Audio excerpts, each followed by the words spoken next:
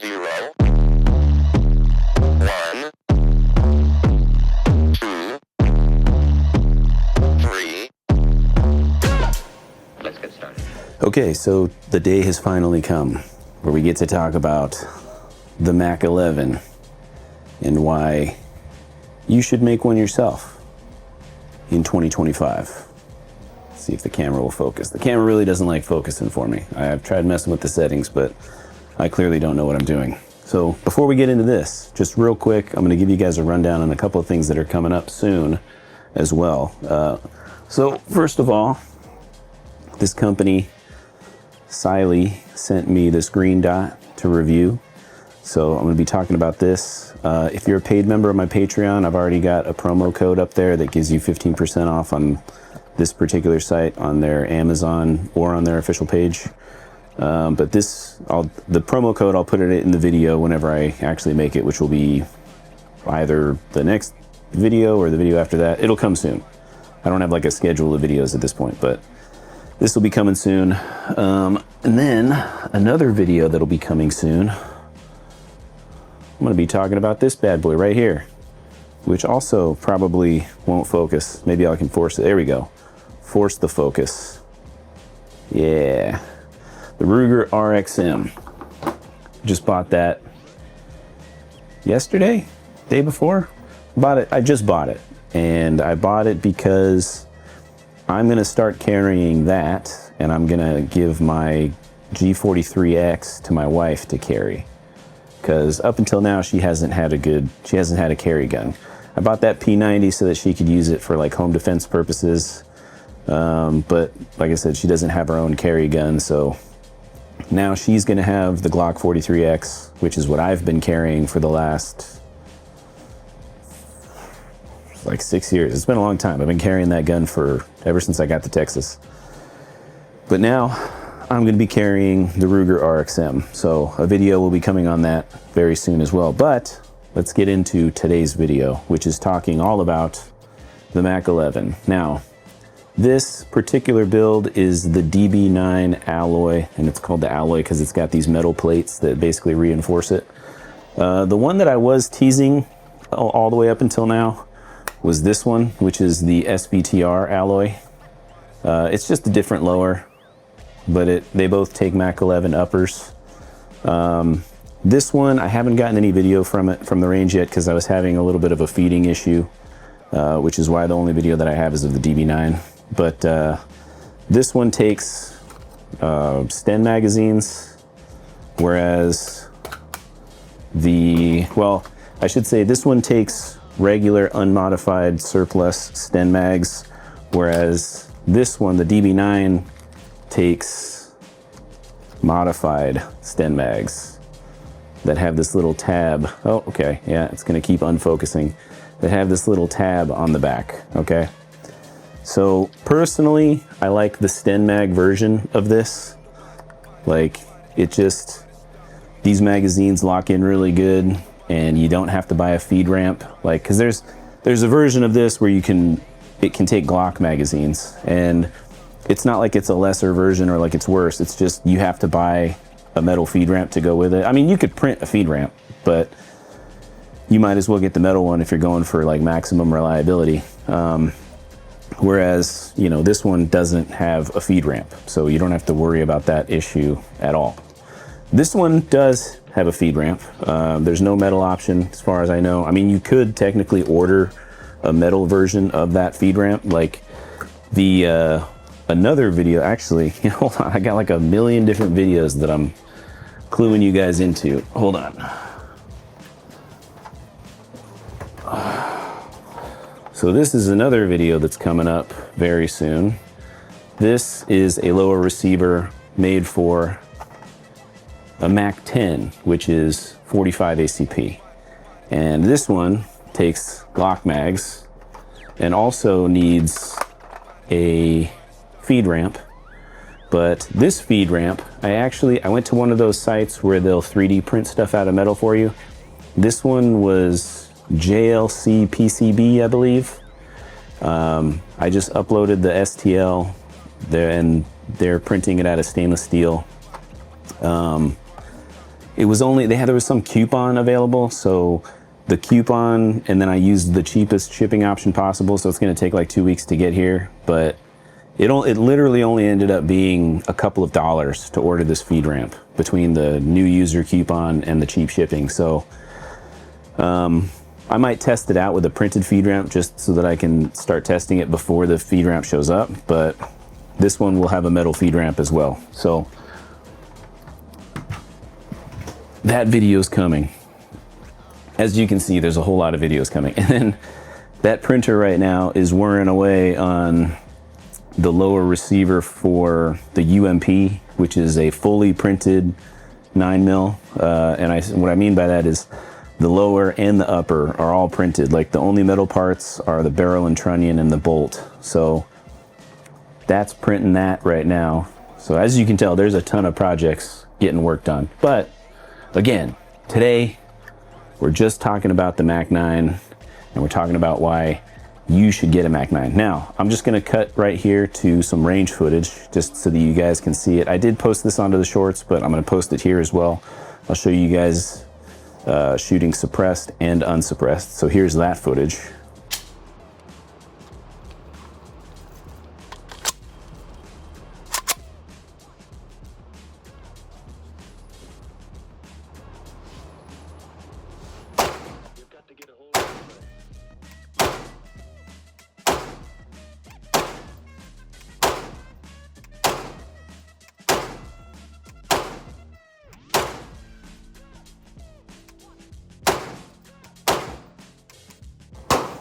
Okay, so the issue that you see here wasn't a failure to feed, and it wasn't a light strike. I'm just using really crappy ammo, and I'm trying to get rid of it. So it was a super hard primer, and there's another one coming up here in a second. So here's that second hard primer that I was talking about. I ended up putting both of these back into the magazine, and they both went off after the second time. But here I'm trying to show the camera like how indented that primer is. So it wasn't a light strike. It's just, like I said, this ammo is really crummy. I got it on sale and turned out to be not so great, but now I'm just trying to use it up.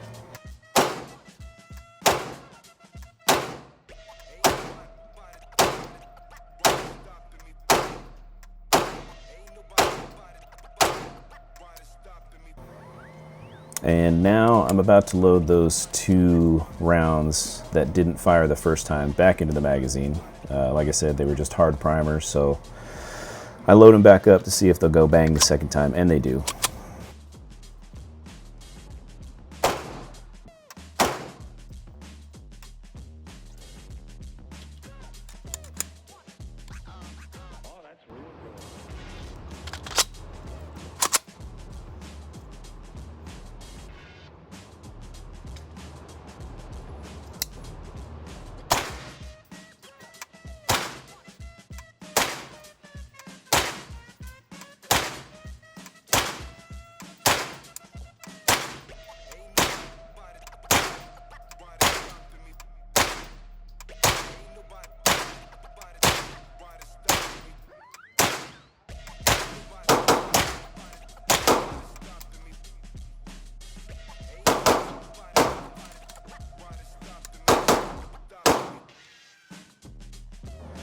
Okay, so as you can see, it works extremely well. I didn't have, the only issue that I had with feeding came from I printed multiple magazines for it. And this particular magazine is able to feed all of its rounds, no problem. This one works perfectly. The other one that I printed kept having an issue with feeding, so one of the clips he shows it gets stopped up.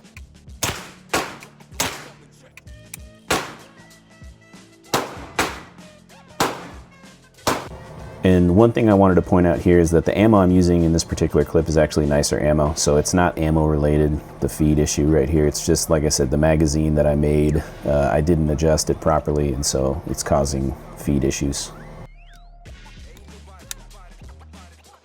And that's that particular magazine. So I just ended up using this one for the rest of the range trip. But the printed magazines do work really well. they require some adjustment. So if you want to make one of these magazines, all you have to do is go on eBay or go to a gun store or whatever and get some of the 33 round Glock magazine springs. And I printed this at a PTCF. It's durable so far. I mean, I haven't had any issues. The feed lips are super stiff. Like, this thing has been working really well. And it holds 28 rounds, I believe. I think it would probably hold a little bit more if it was a slightly shorter spring. Like the 33 round spring is just a tad bit much for this size. But if you can actually use, you can actually use the surplus Sten magazines, with this. You just have to print a little adapter nub. So like you can see on the back of this, if it'll focus. Come on, focus for me here. Focus for me. Okay, this little nub is printed and then I glued it onto the back of this magazine because this magazine is normally flat like this. But the adapter has a little nub that goes in there. And normally you're supposed to glue it in place, but I just sanded it enough to where it was like a press fit. Okay, so you can make this surplus Sten magazine work with this lower if you want a full 30 round capacity. But I mean, you can also print a longer version of this as well. Like there's XL versions of that particular magazine. And I think the curved versions actually hold a little bit more as well. I printed one of the curved ones, but I messed it up while I was trying to adjust it. I think I took too much off, and so it never fed reliably. But like I said, the printed magazines do, under normal circumstances, work really well. You just have to read the instructions. There's a PDF that comes with them that shows you everything that you need to do, and adjust carefully, adjust small bits at a time so that you don't accidentally take too much off at once and then the whole magazine's fried because you got to reprint it. But overall, I mean, I really like as far as 3D printed guns go, like this is one of my favorite at this point. I keep trying to get it to focus. It's super reliable, it runs like a freaking sewing machine as long as you got a good magazine for it. The suppression wasn't great, as you probably heard in that video, and that's just because that particular suppressor is the suppressor for my 45. So it's it's a little more open, which this is 9mm, so it doesn't quite suppress as well as it would as if it was specifically made for 9mm. But yeah, this thing for I want to say I paid. So with this upper receiver, I told you guys in that last video that there was an issue with the first one that they sent me. Well, they sent me the new one.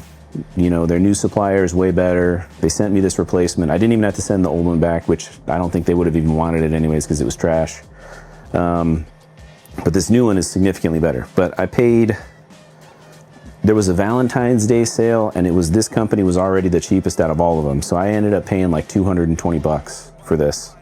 And the filament itself is probably, you're not paying that much. This is PLA Plus from Polymaker, the PLA Pro or whatever. So a couple of dollars worth of filament, a lower parts kit, which I got them from PSA for, I think they're like $40 a piece for the lower parts kits. And then, obviously you need the side plates, but you can get these side plates for like $40 all day. So, all in all, you're spending less than $300 and you're getting, an extremely cool and very reliable 9mm pistol caliber carbine, a little PDW, little PCC. And I showed in the pictures, the printable stocks and stuff on here. Like overall, this thing is an extremely tiny little package when you got it all set up. Because, I don't know, me personally, I'm just really into this, these tiny little form factors, I just think it's really cool. I've got bigger rifles as well. Like I've got the Smith & Wesson folding pistol carbine, It's got the full 16-inch barrel and then it folds in half. And it's actually a pretty small package when it's folded in half, but obviously you can't do anything with it while it's folded. So I like these little tiny itty bitty things, you know, they're just cool. It's just, you know, it is what it is. But as far as this upper receiver goes, I got this from Parts Dispensed. As long as you get this new upper receiver, I've got no problem recommending them. You know, this new receiver is extremely high quality. I mean, it's all new parts. There's nothing, you know, I know that Parts Dispensed says that some of their stuff is used or whatever, but this is definitely new. And I would, just based off of the pictures, I would say that this looks like what you would get from Velocity. And speaking of Velocity, that's actually where the upper receiver for the Mac 10 is coming from. So that Mac 10 build that I was showing you, that upper receiver is gonna get here. So today's Tuesday, it's gonna get here tomorrow, Wednesday. So I'm gonna get that thing put together and then get that to the range, and then maybe next week I'll have that video up, just because that's not gonna take that long to, you know, get worked out. But anyways, as far as these Mac builds go, I can't recommend them highly enough. They're just extremely fun. They're easy to build. Like, the prints are, you know, there's nothing complicated about them. You just download the files and you can fit all of it on your bed at once, usually. I mean, I can with this printer. Maybe with an Ender, you might not be able to fit everything on the bed at once, but I think even with an Ender, you probably could, because nothing here is that big. So just for the cost, I mean, you really can't beat this. Like, try to think of what the cheapest 9mm carbine that you can find in this kind of form factor is going to be. You know, even if you go like with something like Bear Creek Arsenal, which they sell, you know, the lowest priced stuff around, right? Even their cheapest 9mm carbine or 45 caliber carbine is going to be probably $500, right? But you could build it yourself and save yourself $200, plus have the satisfaction of knowing that, you know, you made this cool thing. And, you know, it's an interesting thing to talk about when you're at the range, because somebody's always going to wonder, hey, what's up with that gun? It looks weird. But yeah, so if you're out there thinking about getting into the world of 3D 2A and you haven't built a complete gun yet, I would highly, highly, highly recommend the DB9 alloy, just because, like I said, it's super easy. It's like one of those projects where it's like you'd have a really hard time messing it up, you know. And I would definitely recommend the Sten Mag lower, just because the surplus Sten magazines are really cheap and easy to find. That magazine was like $9.